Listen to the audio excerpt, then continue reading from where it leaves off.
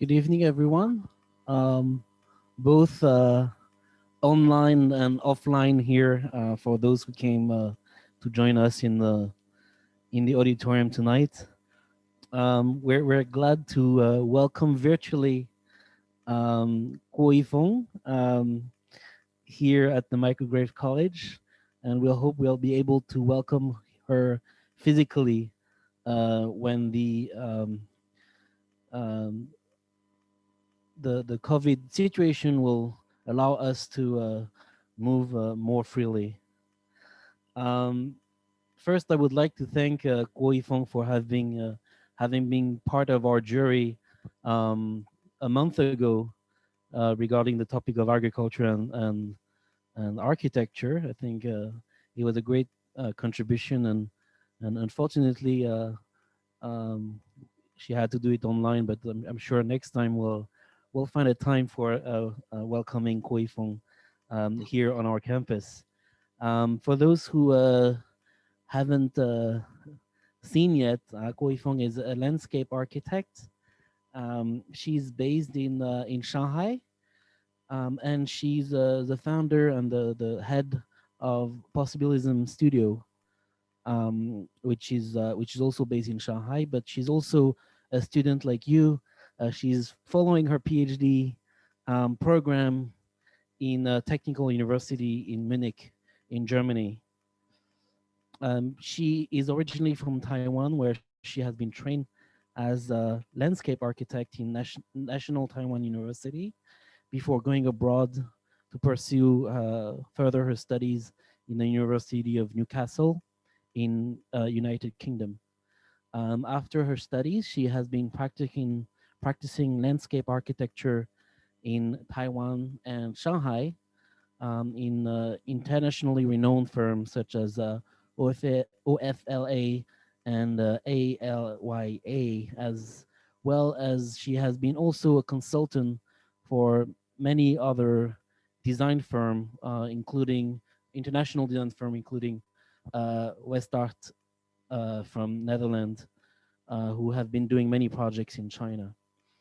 Um, Again, the one of the main ideas for this semester is to have talented guests who are practicing some part of architecture from different perspective, and we had curators, we had economists, we had historians, and today we are very glad and honored to have a landscape architect, a discipline we particularly value here in Wenzhou-Kean University. So before um, I give the talk to Yifeng, I would like to thanks her again for coming here tonight. I mean, coming here virtually tonight. And again, we'll hope to have her on the campus probably when we open our building. So please, everyone online and offline, help me to welcome Yifeng for her speech. Thank you. Thank you, Vincent. Okay. I'm really glad to be here because I've been working with a lot of architects for past 20 years. Um, we had quite a good relationship as landscape architects consultant to like David Chipperfield and and also some Chinese architects. Today, I would like to speak about two real projects that we've been working together with urban designer, architects, and landscape architects all as a team. This is what we call these Huangpu River projects. Let me check. Okay, so what you can see on the screen, it's a timed framework of this Huangpu River development. It starts from 2000 and now we are still working on it. Next year, we are going to refine another 5 kilogram. And for these 20 years, it actually starts with urban planning. And gradually, I think you guys know the Expo 2010. It's a very important point in this development, because at that moment start something with real physical buildments, which at that moment people really think about industrial sites and the development and also the space. And then at 2015, we have this SUSAS. And SUSAS starts with art exhibition. And together with these art exhibitions, we need the spaces. And then this is where architects and landscape architects in. And we had last year another SUSAS, which is happened in the Yangpu River bank. And it is also a joint venue that all different professionals work together. So this is really, so what I want to say is for industrial, for any kind of development, in such a scale that we need a lot of co-works, and every part of the profession will be one little group, and then all together we will make a whole landscape, or for make a whole environment. And this is what we talk about the Huangpu River bank. So together it's 45 kilometers. So in both, one side is 22 and one side is 23. After this planning and all this kind of events thing, that the sites can be developed into, I think, more than 100 projects. But there are some well-knowns and some are not. But if you divide it, the projects, you can divide it into something like fundamentally this landscape infrastructure, and something is significant like museums, which is one of the best known is this Law Museum from the Dutch House, right? And there are also some little minor adjustments, these flowering projects as well. So to make a whole region into a modern landscape, or to open to the public, really needs a lot of effort. And I would like to talk about two real projects actually today.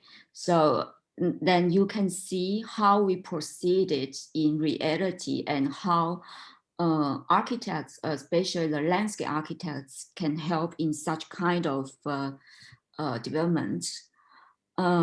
This is the first project is about the the eastbound, which is the Pudong area. This is why I cannot go to university this year.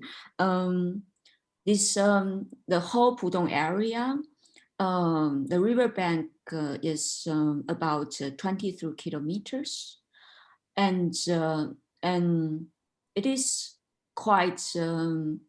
We all know about Lujiazhui, right? But despite of Lujiazhui, there's a lot of land of Pudong is actually industrial, post-industrial land. And in 2000, start from 2015, the government start to think we are going to develop this area. And by 2015 or 16, they held an international competition. For these international competitions, there are five international firms joined in, and these firms brings out all of the different 5 different conceptual projects for the whole area. And the Urban Planning Institute of Shanghai helped to realize these projects in the planning level. And I was in one of the WSA team as a local partner here. And as you can see on the screen, so every firm got its own idea about the area. And Arjun Stair gives Shanghai a new liable waterfront, and Hassel give out an urban forest idea. And Waste Act, they have this idea of simple and beauty. And KCIP, they prefer to have a green one. So this is all this idea were being merged into the planning system by the planning system by implement the real projects. So this is the overall frame that we have in realizing this overall concept. So it's actually quite difficult. So start from environment consideration. So this is kind of this infrastructure thing, civil engineering work with it. And then we have this international competition, and we also have the public questionnaire to help to justify the ideas. And altogether, this made one super big master plan for these 23 kilometers. And together with the master plan, which is conceptual and idea, we have this planning system. And the plan, and then we have every single part of them. So every, let's say one section, then we have different projects. And together we have different professional, let's say, with strategies actually, and all together to fill in and to work out it in reality. Yeah.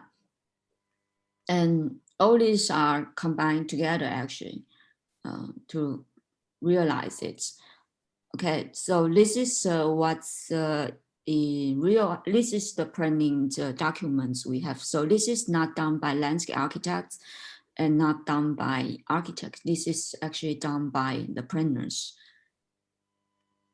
So this gives us this legal ground for realizing all these key strategies. And what's key in these projects is we have so the project was done by many different firms, and the most important thing is from top we have this strategy of 3 different routes. These 3 different routes connect different sites by like, for instance, the same pavement, the same width, and also by all these bridges that made by architects. So one thing is very interesting is in this project, all the bridges are designed by architects. Yeah, this is one of the earliest project in the world to have architects to work with all these pedestrian bridges. So through these three strategy, the 3 paths, all the projects on different sites were combined together as a one, and to give very important to public. The idea is, so can you imagine that if it's a raw land and industrial sites, how do you build up these communities' habits to use your neighborhood? And what in these circumstances that we choose to introduce a new lifestyle, which is to be sporty. So we choose to have jogging routes, we choose to have cycling routes, we choose to have meandering routes. And this all together is actually build up a different habitat for Shanghai. So now people can go out for jogging, and now people can go out for cycling. It is so it is to have this environment built, but actually to build the habitat to use the public spaces. Yeah. And another thing, if you can see on this section, there's no boundaries between the city and these in these cycle routes, because we want the free access from the city to the public waterfront. And this is also very different from these industrial sites, because as you know, that industrial sites are all gated and surrounded by wall. And even nowadays, some parks are gated as well. But in Pudong, we actually have everything free accessed. And this is super important to build a public space, because people get to the waterfront really freely, and then the urban tissue can work together with the waterfronts, which also help to bring community in. So this is the most important strategy for this whole projects. And secondly, we actually, if you have only this strategy, then it's just a united one, but it doesn't create any specific identity for the sites. And for Pudong, it's such a big project. If you go through 20 kilometers with no identity, people are very easy to get lost, and also it's not very good to actually develop a place, because people need to proud of themselves for the surroundings, for surrounding community. So actually in Pudong, we divide the whole area into 5 sections, and each has different function, and each has different identity. And so it was designed by different architects and different landscape architects. And so as you can see on the screen, so these different projects are even divided into a smaller one. Then we have more than 20 projects to realize it. And to realize it, there are also different clients. So the first line are different clients, yeah. And then underneath that, there are different architects and different landscape architects, yeah. So it's a very complicated one. And then to unite it through these we said the 3 main strategy, the 3 routes. Underneath the 3 routes, we have actually 8 different design guidance. This design guidance requires every design team to follow. So for instance, we have this routes specific design, and we have this lighting specific design. We have the furniture specific design, and then which in a way, some of these design guidance actually suggest these architects or landscape architects to follow. So they can have different design, but they should follow the main rule. But some of them are very strict. So some of them they need to follow exactly the same thing. Yeah, but it's super difficult, as you guys know. So it's because every designer would have their own idea about their design. So when you use this, when you use this guidance, you need to have to ask everyone's permission. If this is right, then we can put it on the real documents.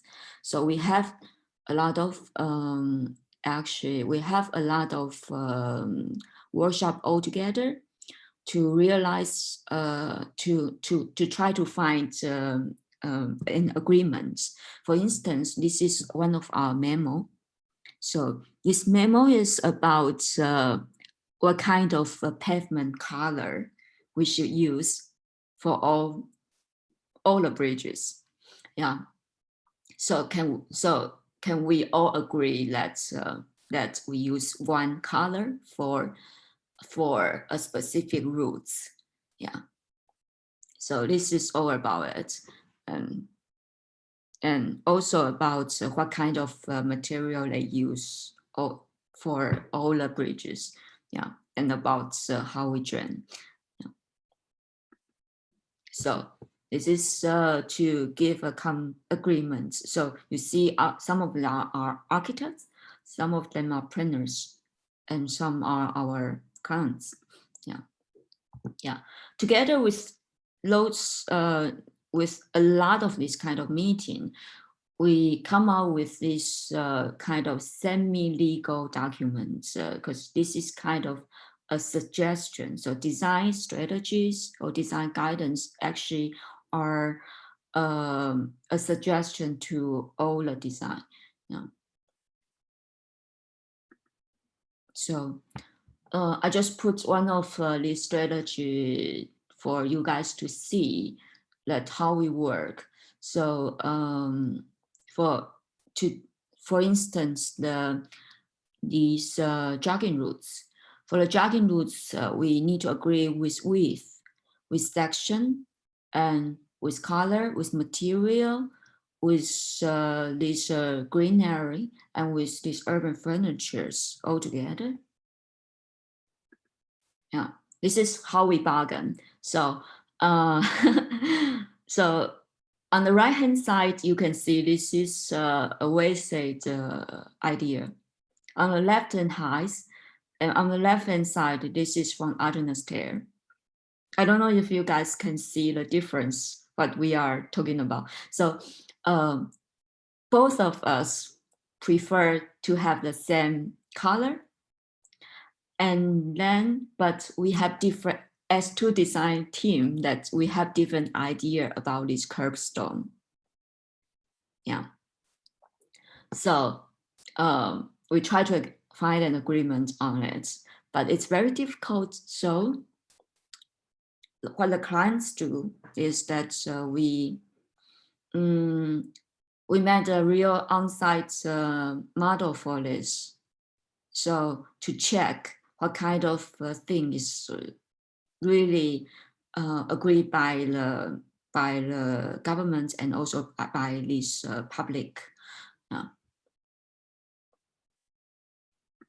And this is another bargain. So we are actually checking what kind of rate that we prefer to have on these sites. So yeah. So it is not done by, so the decision is not made by one person, but actually it's made by a joint venue. So everybody can give their own opinion, but then we just make something in reality and then see what is best or what is best and suitable for these the end users, which is the citizens.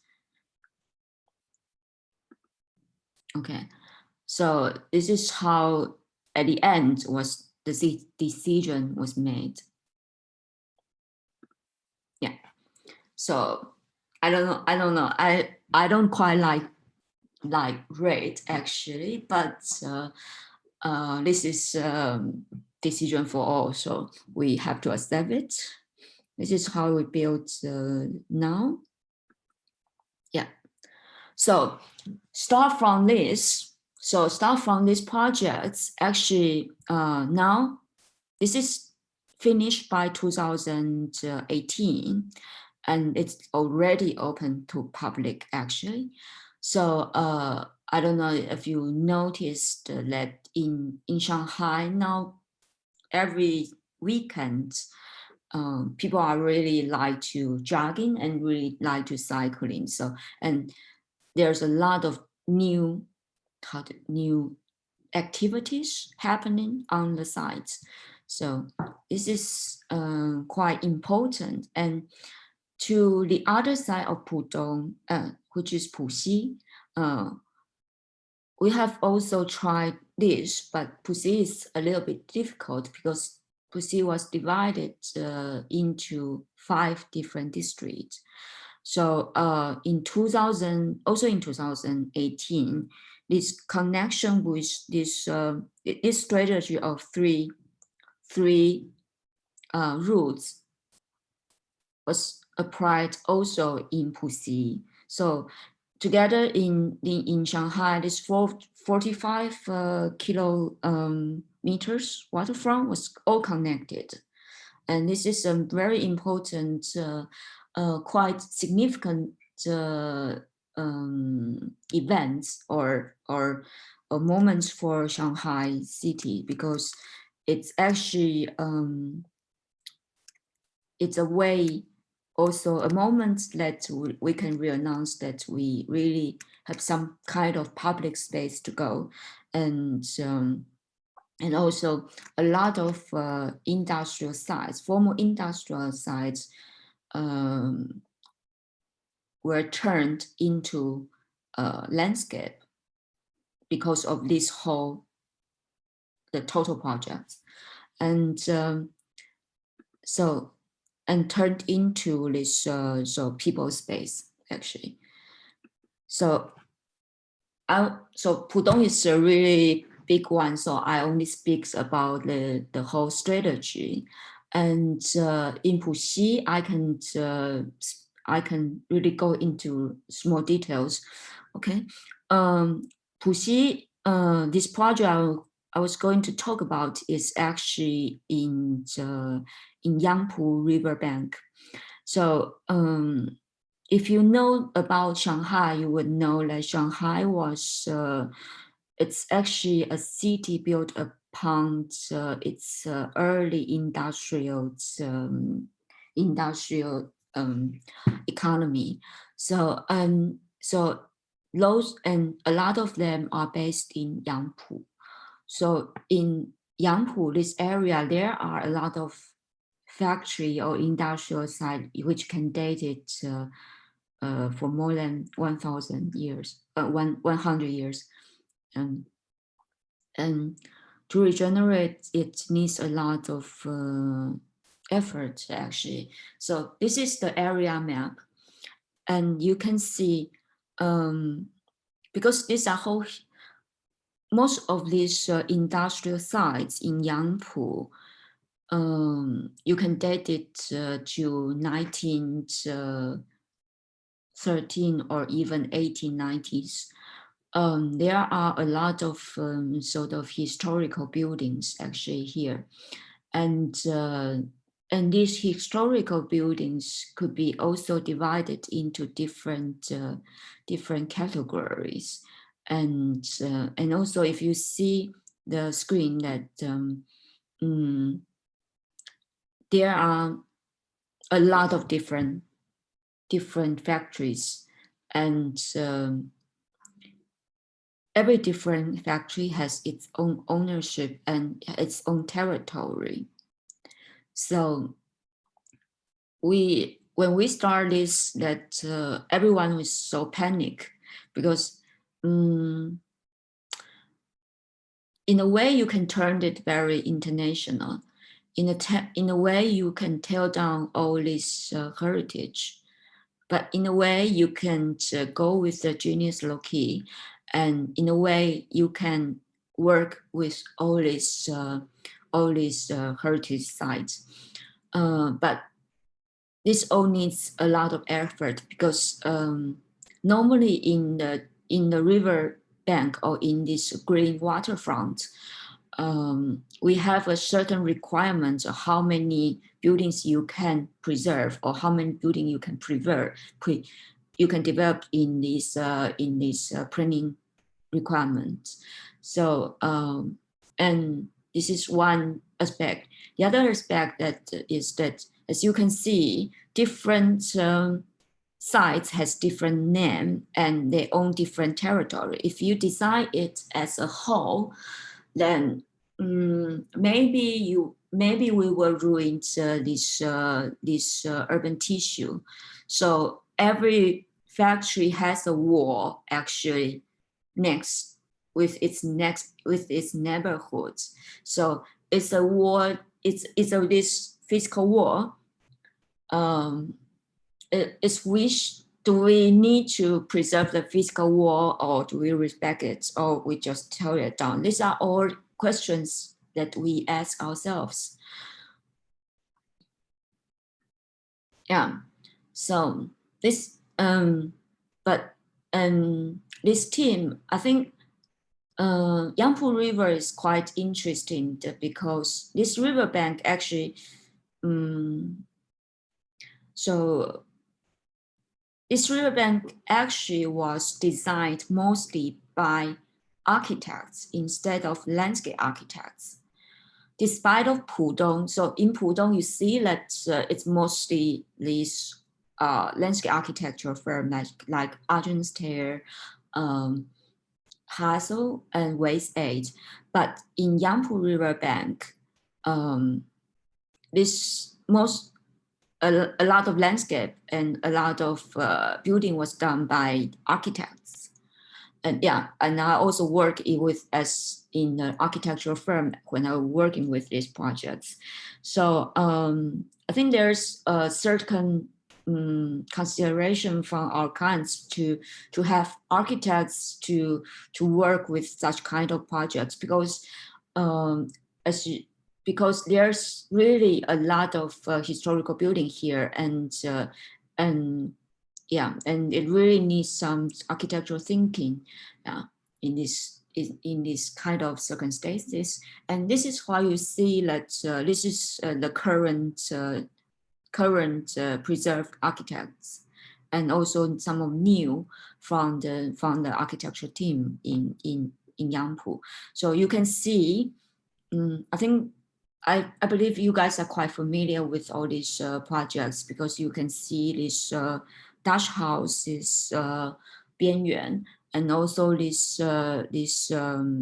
green I don't know how I call it in English, but this 绿之秋 from this Wenzhou office. Yeah, this is all done by architects, and then I think in these projects that architects try to work with also a lot of landscape, and also in a way, then you can see how they preserve these buildings. So yeah, also trying to do some gentle touches to this historical context. So for instance, 边缘 obviously the wall, this is the existing wall, and Liu Yichun actually made a very gentle touch just for this structure to have these pavilions or passage on it. And also our own projects, this one that we only actually, what we do is just open up the roof, and then everything we left to the nature and the structure engineer. Okay, and despite of preserving our architectural ideas in Yangpu, or if you notice about the first slide of this presentation, we speak about the susas. Susas is quite what we call events. So this kind of events is applied to a lot of projects. like this Homer project, and also I think in Germany as well for this caboose area, for this industrial side like Ruhrgebiet. To bring this idea is to use some kind of events to bring public attraction. So to bring public ideas or their eye on the sites, and so let those post-industrials can really get attentions. And in Yangpu, we also work with this strategy. So we have held the SUSAs in 2019. As you can see, so these are all international famous artists' work. And the projects was, the events is about 1 to 3 months. Then there's really a lot of people came to see this art piece, artwork, and also gets a lot of I think I can use this kind of word like advertisement to the world. So now Yangpu River through this kind of events is becoming some kind of sort of international waterfront. Yeah. So altogether, actually, this whole industrial site was generated to this public green and also this event space. Yeah. So, we've been working this for 5 years now. And still something we are kind of working on, but fundamentally it has been working. And this is just to show you that there are also these 3 different routes. So these jogging routes and these cycling routes and these meandering routes, it's the same as in Pudong, and but in a narrower scale. And this is also, but because of the scale of the sites, you can see that it's different from what I show in Pudong. In Pudong, it's really kind of an overview massive, but in Yangpu, which is more sort of small scaled, and you can see different architectural kind of thing. There you can see more green in Pudong. Here you can see more building in Yangpu. Yeah. Yeah. And both in Pudong and in Yangpu, we had also in this project, we also want to create something for ecology, and something for a new kind of aspect to the city. So biodiversity is also very important. If you notice that in the competition in Pudong, Hassel actually speaks about these urban forests. And in Yangpu, what we realized is this kind of wayland, or this so-called this sponge city ideas. So every pavement here are permeable, and we met 3 this wayland for this urban kind of birds and insects.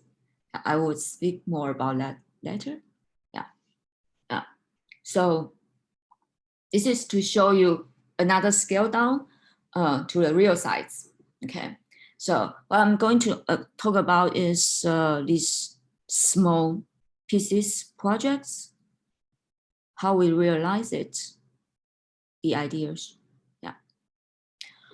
So this is what we talked, that for these old factories, there are wars between neighborhoods. So the architectural team, this Dash House program, we decide to actually preserve at least these the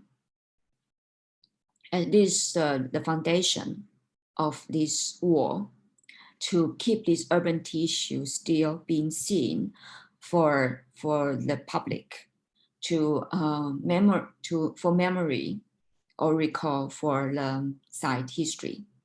So we've been doing, so if you go on the sites, then you will see all these walls in different ways.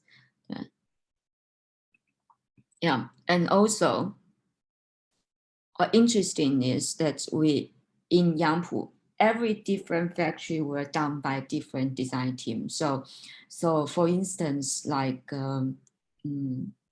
for here, so here different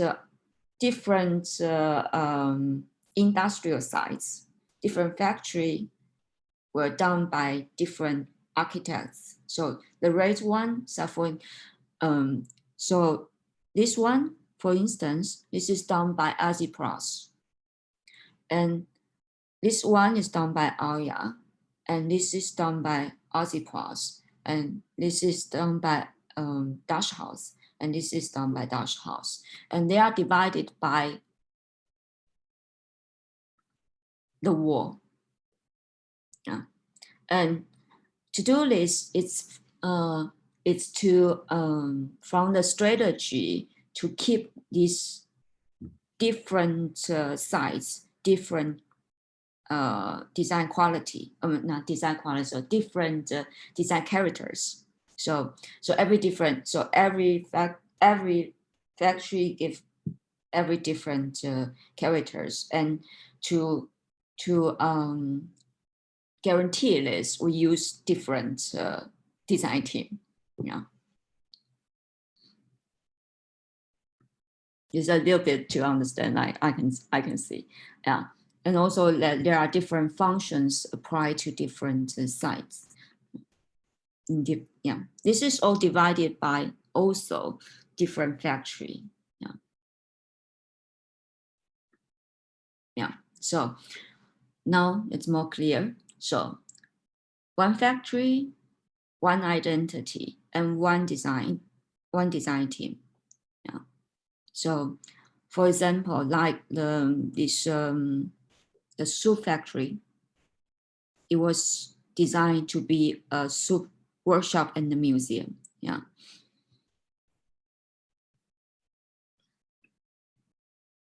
Okay. So this is what I said. So different factory with different characteristics and different wall. And the most difficult for designing for waterfront in Shanghai is that we have this system called the flood control system. So in Shanghai, you hardly can touch the river yourself because of the wall. So in Pudong, they try to build. In Pudong, we actually try to build some kind of artificial hill to overcome the wall. And in Yangpu, we decide to let the wall as it is, and then we actually try to open up some openings for people to get to the water. Yeah. And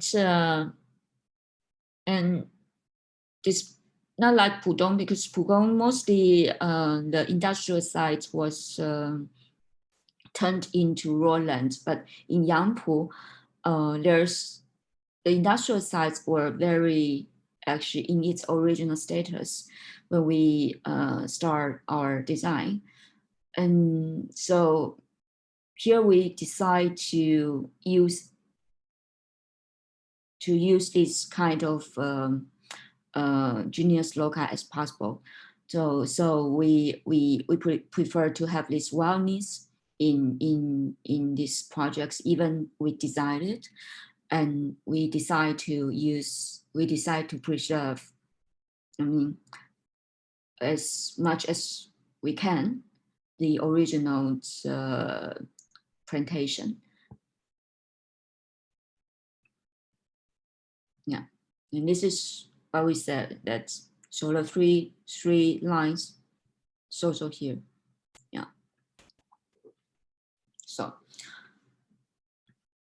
So this is where we start 5 years ago. So you have this is really industrial sites when we went in, and still now actually some of the factories still working, and the river is and these ferries or these big boats is still functioned, and you can see that when these sites are quite compact with buildings, yeah, it's very difficult to preserve it actually, because it's more than the law allowed to have it. Yeah. So this is basically the strategy we give for this project. So actually, to keep this wild, yeah, to keep it raw and nature and slow. And yeah, this is what I say, that we prefer to keep it raw and to give really a genius key. So if you've been working for this waterfront, you will see that it's very important to have its own character. Otherwise, you cannot get any identification. Then when in the area or city competitions, it's very badly, because people would not get there, or investment would not get there. Yeah. So this is and for the site we just said about, so we start is this kind of really little sketches, and this is one of my sketches to work with the architects and the structural engineer. Yeah. So yeah, here is where the architects and landscape architects work together. So in this strategy, we actually first decide to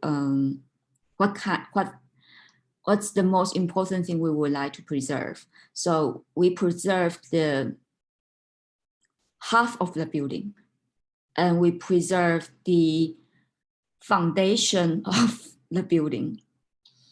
Yeah, and we actually make this the building's foundation as a garden wall, and we open up the historical water river, and then we put another layer, which is a traditional garden meandering roots, and then we put another layer for biodiversity, which is our tree and green, and then we have our pedestrian routes, these 3 routes from the planning requirement. Altogether, this makes the whole site as a landscape and an open space. So, and also that this is how we work in these projects. You see this left-hand side, those 2 ladies, they are architects.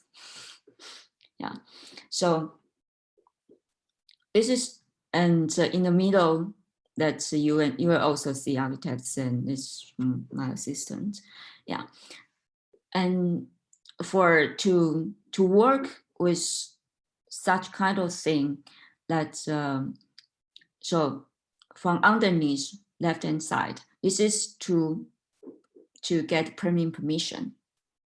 Yeah, and the others are what we work on site and how we choose our samples and how we and after finish and after opening the sites, this the left hand side, these two activities were held by architects. So these are two events we held to during SUSAS for guided tour for the whole area, and we also have this kind of events to teach students or to teach children these presentations. Yeah. Okay, so this is I think you guys will be confused what kind of building is this one. So this building is actually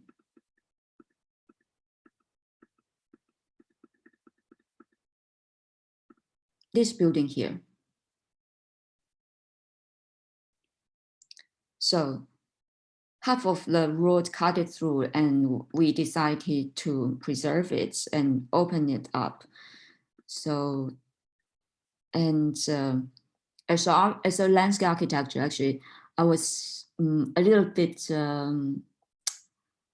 worried when because I'm so when I decide to open up these openings to get a landscape idea and to something like this Chinese gardening to meandering around.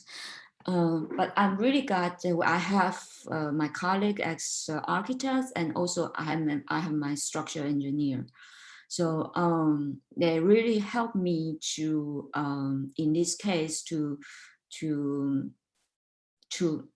realize it. Yeah, because as a landscape architect, I'm not so familiar with these old buildings, and I'm also not familiar with structured ideas. But it's all thanks to them to do it. Otherwise, in such kind of post-industrial building, I would not dare to do anything. I would just tear it down if yeah, to secure. Yeah, and this is also this is super technical actually.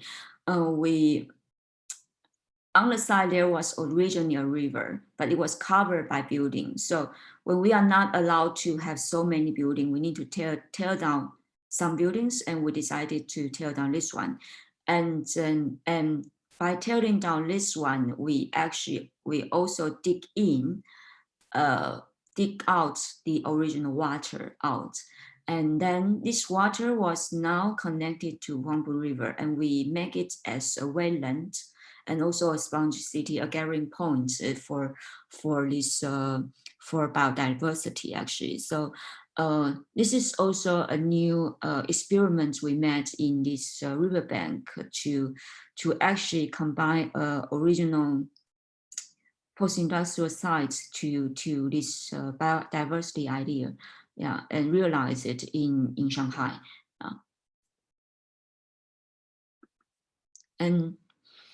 And through all of this, actually, what's most important us is to give it to public.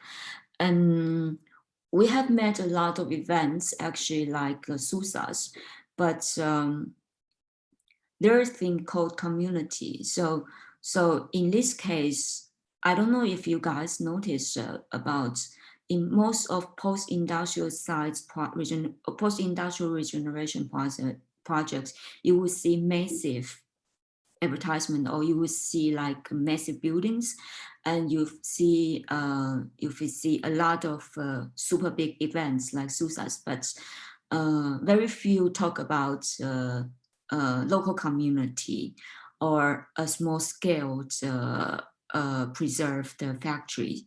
So in this project, a lot of no-name factories were preserved, and through this, actually, the scale of the urban is being scaled down to an intimate scale. So it's no longer like Disney. It's actually in between you and me. So, and it's no longer something like a sculpture, the post-industrial building being preserved as a sculpture, but being as a daily spaces. This is what we want to do in these projects. So buildings like this one, which is actually no name. So it is not in any preserved list. It is just some their house. And so, but we still try a lot of effort to preserve it and to open it up. It's to give another layer to actually to the public. Yeah. So to daily usage. Yeah. So through this, there's actually which is I think quite successful actually.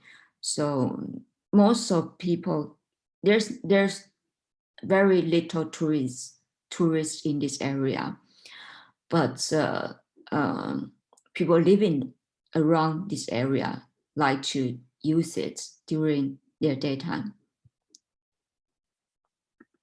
Yeah. And another thing is that we try to make the post-industrial site more ecological friendly. I don't know if you guys know, because post-industrial sites can be divided into different layers of pollution.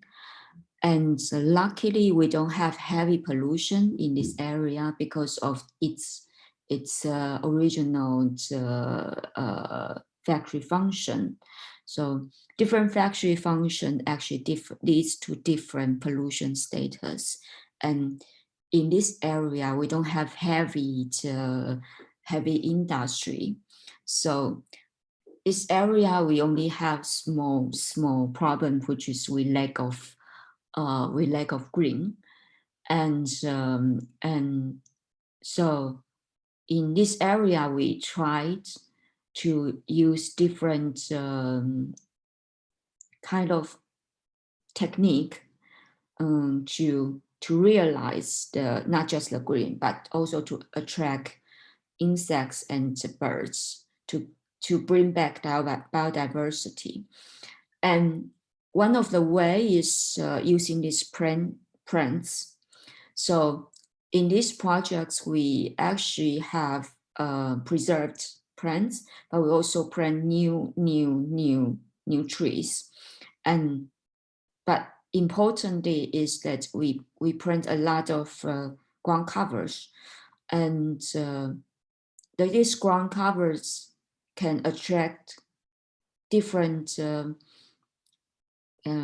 butterflies, and different butterflies attract different birds and something like that. So it's a kind of a trend thing. And but it's not, we didn't do it very scientifically. We do it actually by a lot of friends' help, because in China there's no we already lack the fundamental scientific database.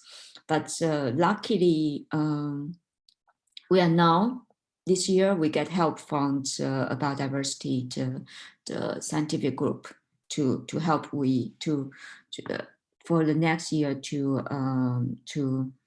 work more on this. And yeah, this is how we actually work with all different aspects. So we actually first all the team work together, no matter what kind of profession as you are. And then we preserve what we think is important to preserve, and we try to persuade our client and persuade our parent authorities. And then we bring in technique and bring in this new idea of water, and to create new kind of activities for people. Yeah. And we work more than visitors. We actually care more about communities than city visitors or tourists. Yeah. And we actually work more on the biodiversity when we make all this design. So it is not designed for this flower design, this plantation design is not for beauty, but mostly is actually for biodiversity. Yeah. For all of this is it's actually for the next generation actually. So when we talk about the post-industrial side regeneration, it's actually a lot of work, and it's actually a very long time. So but when you want to open it to public, if you think about what's your end users, mostly is the elders and children. So our daily users are like mother bring their small child. Yeah. So basically more like this. So most of our design would really go into this community level instead of having landmarks. This is because that we think this publicity actually go with the next generation, and we want to give a more free spaces and for in public space for children to meandering, yeah, and to explore. So we make a lot of this kind of places for the children to work, but instead of making a lot of sculpture. Yeah. And also in our sites, because it's a post-industrial site, we come across a lot of problem with plants, and some of the plants it's super dangerous to the environment. And we did not try to demolish them or during construction, but we held several activities for children, yeah, to educate them and to know what is to know the plants, and also to know what kind of plant is dangerous to the environment, and what kind of plant is local to Shanghai. Yes. And normally this is not a designer scope actually in reality, but this project is quite special because our whole team worked with them for quite a long time. So it's kind of a long-term relationship with the clients. So we try to help them in different ways to make everything that we've been designed, or our key ideas in our design could be delivered actually to the end user. Yeah, this is what we actually preserve. We actually trying to develop is to yeah, just kind of this kind of everyday situation. Yeah. And yeah, and something like this is it's what we would like to have it along Shanghai. So it is not such to make Shanghai not so such a um, iconic economic spaces, but also a place for everyday life actually. Yeah, yes, as well. So this is where they've been working. They've been playing Tai Chi every day now in this old industrial building. Okay, so this is one of my essay, in some of the landscape journal, but it's just how we get this. You can see how the idea of post-industrial site regeneration actually changing. This is some keywords in different periods of time. So you can see if you key in post-industrial sites regeneration, or key in Huangpu River Bank on Baidu or Google, then you will see different keywords. And in 2000, the most important keywords is actually development, actually.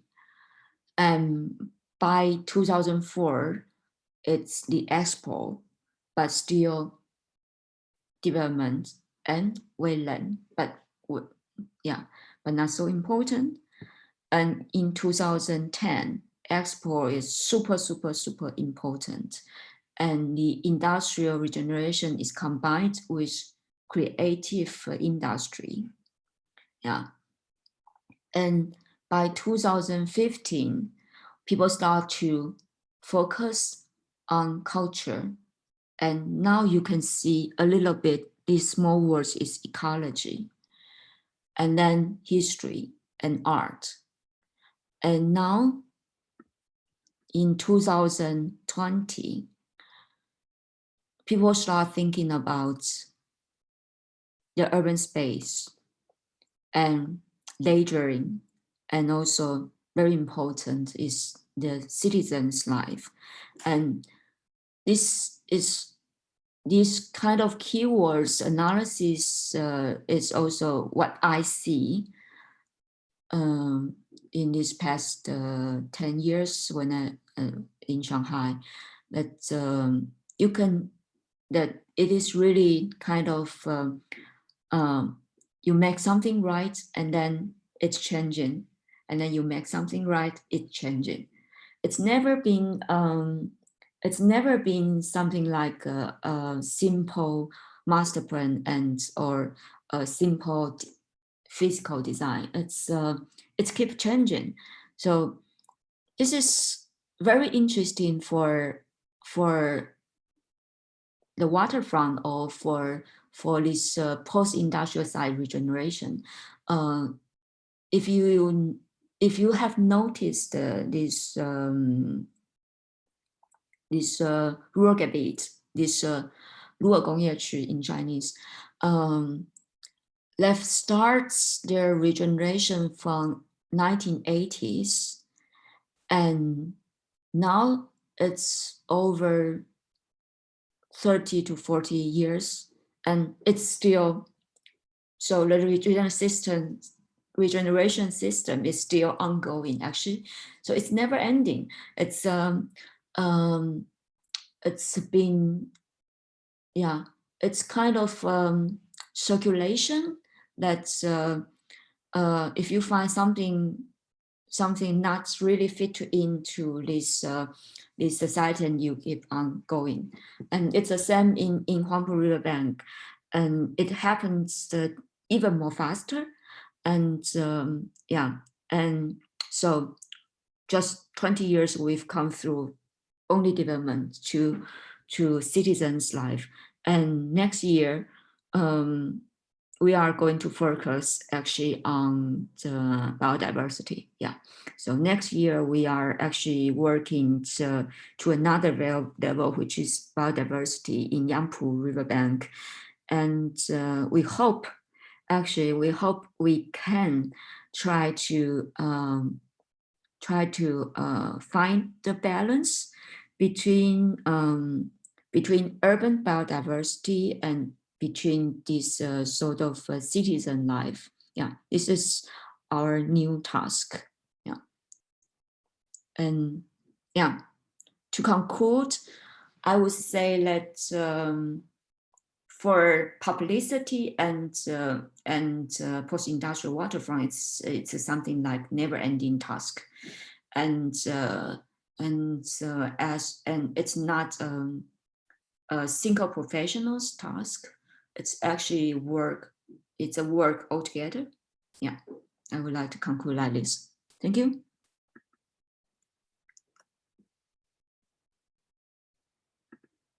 Okay, Vincent, do you guys have questions?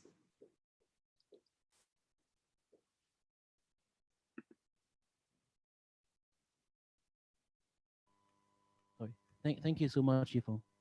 For for those who are online, you're welcome to type a question um, on the chat, and then for those who are in the room, I'll go ask directly.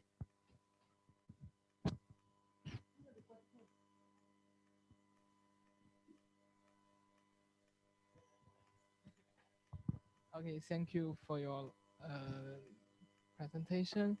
And I want to ask a question because I noticed there have some different plans in the area. But I think maybe the protection, the cultivation, and the powering of the plant is a big program. So I want to know, do uh, is there have any way to solve this program? Problem, What's yeah. this program? Problem, yeah. But we want to know to slow this program or to 你可以用中文，我可以用英文回答。就是我的意思就是说，我在您的这个图片当中，我看到有很多植物，有不同类型的植物，但是在这个园区我们投入使用之后，这些植物今后的管理呀，然后保存呐，然后维护啊，就是园林方面这一块，您有什么想法，或者是因为这肯定是一个比较难以解决的后期的问题。如何保持它原先的营养。 Okay, so your question is about how to maintain this plantation, right? Okay, this is quite a good question actually for the whole public projects, and especially for a riverbank. Technically, this is all the Wenzhou waterfront was sponsored by your task and my task. So it's actually sponsored by government. So we have a certain kind of fund to maintain these plants, and different level of design. It would go into different. It would get different grant, and yeah. But this makes things very difficult because some needs more care and some needs little care. So in this Yangpu River project, actually, we use a lot of plants that is not normal in public projects. We use a lot of ornamental grass, and we use a lot of this kind of nature and wild grass, so a wildflower. So so after 1 year, so we had it opened already partly. So it's already been 3 years actually. So we have a lot of tests, and now we are gathering this planning procedure. So we would have specific for planting a maintenance menu for the whole projects and for the Yangpu River bank altogether. And then these I cannot say housekeeper, but people who do the daily maintain, the company who work on this daily maintain will use this maintenance menu to maintain this printing. And also we would have a maintenance menu for for this hard landscape as well. So for the furnitures, for the buildings, and to help them to maintain it in a way that which is more sustainable. And together with this, we have this a team from Fudan University to help us to monitor the they say biodiversity, but actually they monitor the insects, the birds, and where we can discover the insects, where we can discover the birds, and what kind of food, what kind of flower they like, and what kind of tree they like. And then we gather all this information to to put into this maintenance menu actually. So this is how it works. And also there's one area we would ask not to be maintained. So there's one area we actually use it as this as a base for the wildlife. So we would like it to be not disturbed by human activity. So there are different strategy to work on the maintenance for areas of maintenance menu and degrees of maintenance and support from science. I don't know if I answer your question. I hope.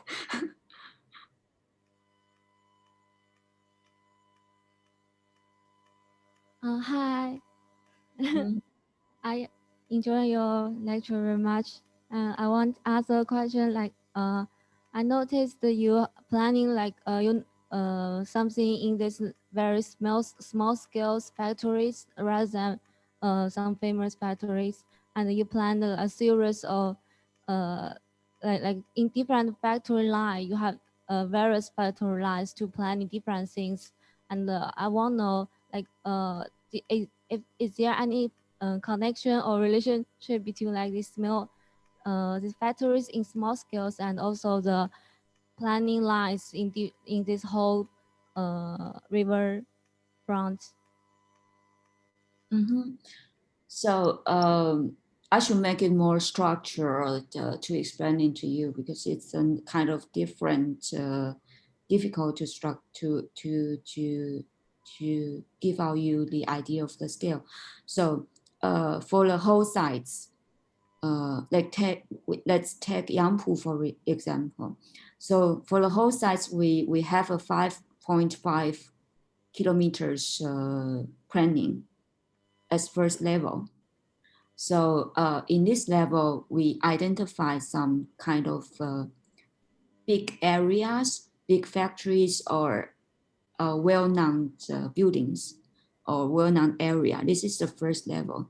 And this level, and also in this level, we have these 3 routes strategy to connect all sites.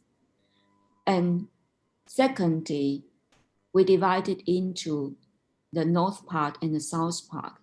So and then for instance, like in the north part, we have another level of master plan, and to divide also into also to check is there any level of buildings in this so-called of everyday life, like everyday life level that we would like to preserve.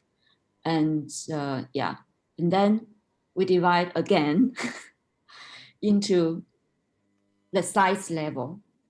It's a different size, like 20 meters, no, 200 meters wide. And this is one side, and we design.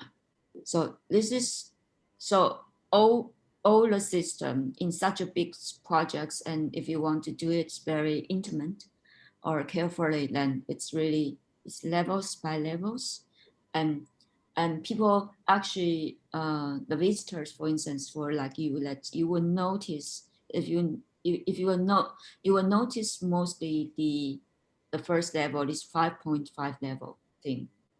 and then people know that in detail would actually get to know the everyday life details. So First, thank you for your lecture. And I have one questions about, I mean, like your project is built on the riverside, which is based on the old factory. And you have shown that the way of your building is like you upload layers by layers and make it. My question is like that. I think for the real project, the way of you doing that is much more difficult than you describe, like layers by layers.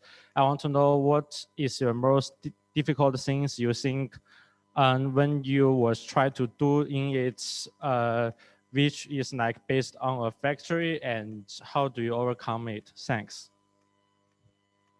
the most difficult to work is to work with architects. Yeah. I would like to say it's like a disaster.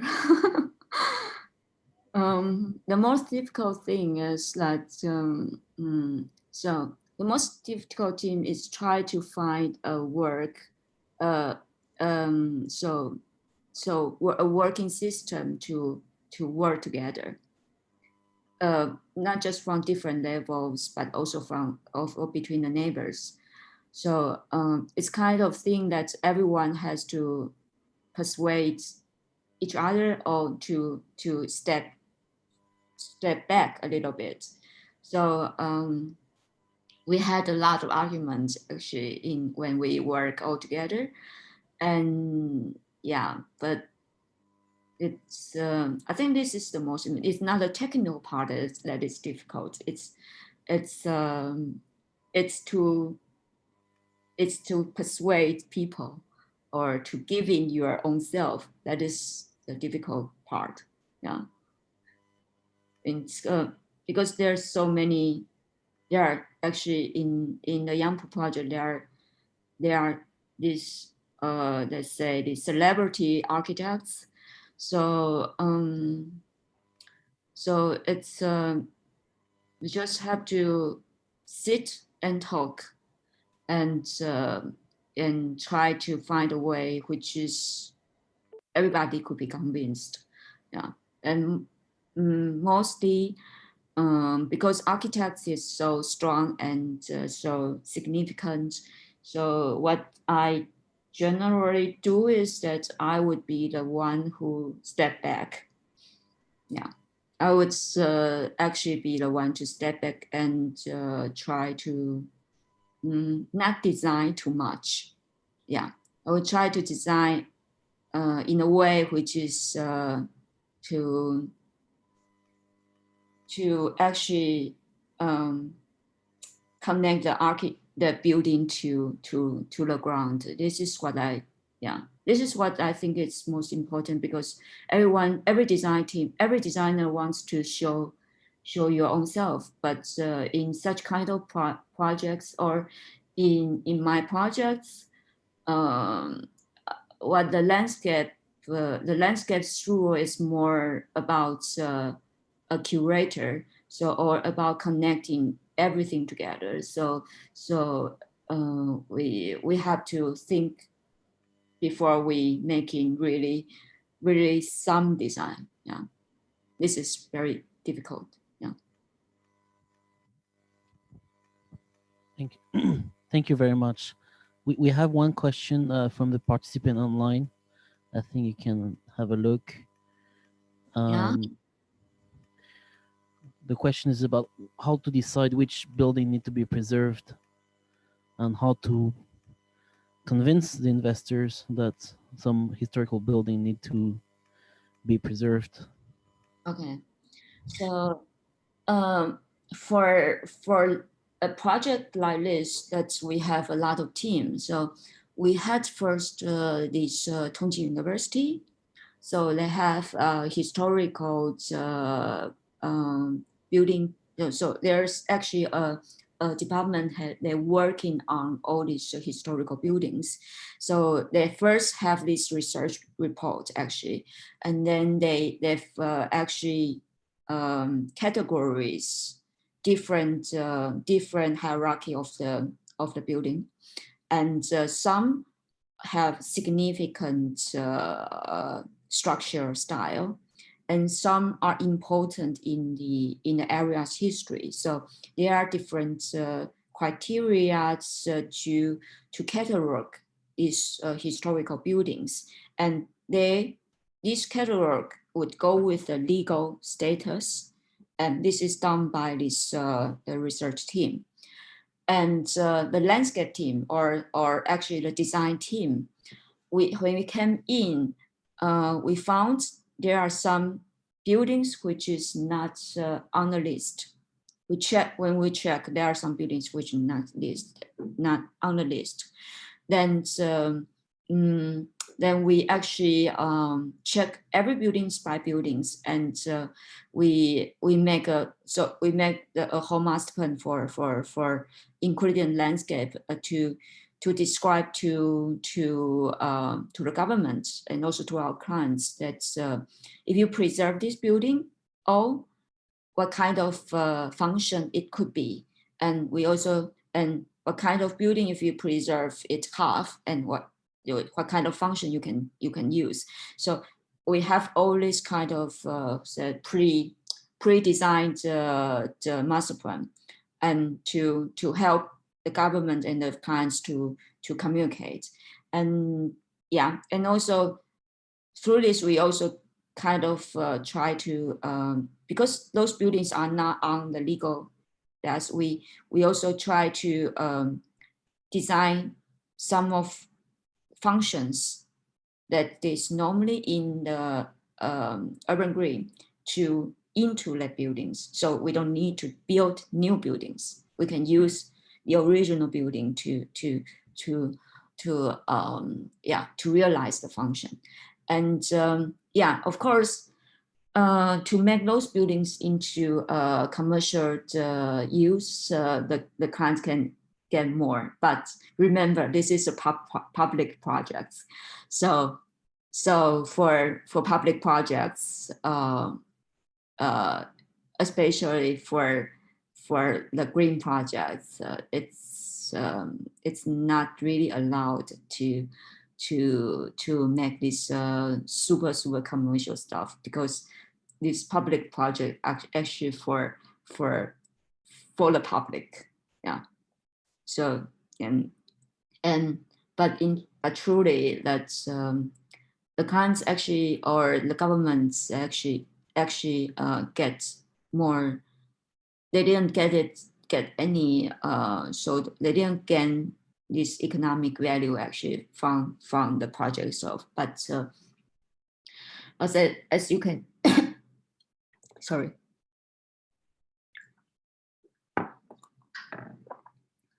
But it's a post-industrial site, post-industrial region.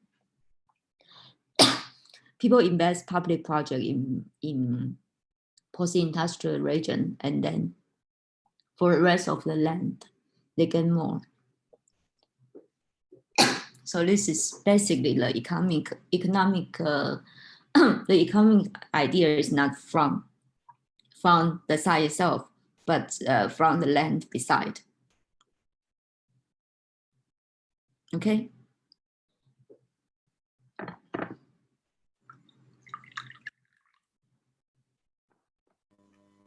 Thank you so much, Yi-Fong. I think we had our last question for the evening. Thank you so much for your time. You have, I think it was a great experience as well to both share a problem that we also face in architecture, but also talk about the architect from another perspective, which is, I think, a great addition to this semester's lecture series. So thanks again, and I really hope we can have you coming maybe for a final review or something like this. That will be the occasion for you to visit our campus if you haven't been by Pudong in the last 15 days. But you guys are also welcome to Shanghai. That's we've been held a lot of students group to actually go through all these sites. Yeah, I think it's quite interesting if you can see all these post-industrials and all the works done by so many different firms. And yeah, it's quite interesting that everybody has different ideas. It looks, and I hope we'll have a chance to go visit your work in Shanghai next time we're going there. Yeah. Thank you so much. Okay. Bye bye. Bye-bye.